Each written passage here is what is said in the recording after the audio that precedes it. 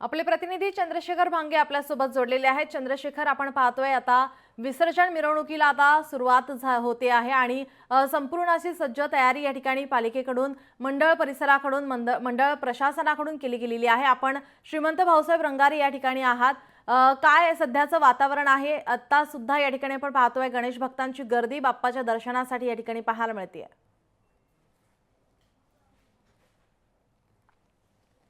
खरं तर हिंदुस्थानातील पहिला सार्वजनिक जो गणपती आहे, मी त्या गणपतीच्या समोर आहे।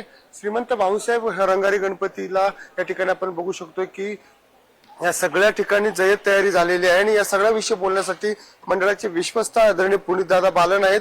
आपण थेट त्यांच्याशी बातचीत करूया। दादा, काय सांगाल? खरं तर आज बाप्पाला निरोप देण्याचा दिवस आहे, कशा पद्धतीने सगळी तयारी आहे? तयारी पूर्ण चांगल्या पद्धतीने आहे। आज या अनंत चतुर्दशीच्या दिवशी आज आपण लाडक्या बाप्पाला निरोप देणार। आनंद पण आहे पण दुःख पण आहे की 10 दिवस उत्सव कसा झाला याची कल्पनाच नाही। पण नक्कीच आता थोड्याच वेळात आपले जे DCP झोनने ऋषिकेश रावले सर यांच्या हस्ते पूजा होऊन आपल्या लाडक्या बाप्पा हे श्री गणेश रत्नरथवर विराजमान होतील आणि तिलक पुतळ्याच्या दिशेने आम्ही मार्गस्थ होऊ।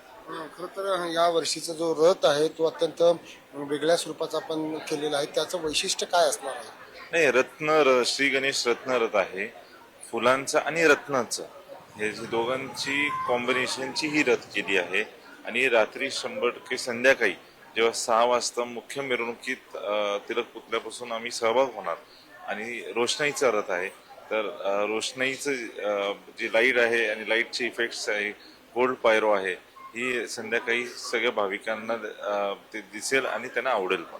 आपण पाहिलं की नीलम, खरं तर हिंदुस्थानातील पहिला गणपती जो आहे, पुण्याचा सगळ्यात मानाचा गणपती, ज्या ठिकाणी लाखो पुणेकर जे आहेत आपल्या बाप्पाला या ठिकाणी निरोप देण्यासाठी येणार आहेत आणि आपण पाहिलं की या ठिकाणी पूजा सध्या श्रीमंत भाऊसाहेब रंगारी गणपतीची सुरू आहे आणि भाविक सुद्धा आपल्याला या ठिकाणी दिसत आहेत की आज बाप्पाला निरोप देण्याचा दिवस आहे आणि या सगळ्यासाठी सगळे पुणेकर जे आहेत सकाळपासूनच आपल्या लाडक्या बाप्पाच्या दर्शनासाठी जे आहेत मंदिरामध्ये आलेले आहेत आणि या ठिकाणी पूजा सुद्धा सुरू आहे। एकंदरीत काही वेळानंतर या ठिकाणी जे तो आपला लाडका बाप्पा रथामध्ये विराजमान होईल।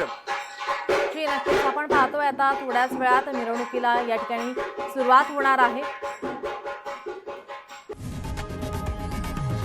लोकशाही मराठी ऐका, पहा, जागरूक रहा।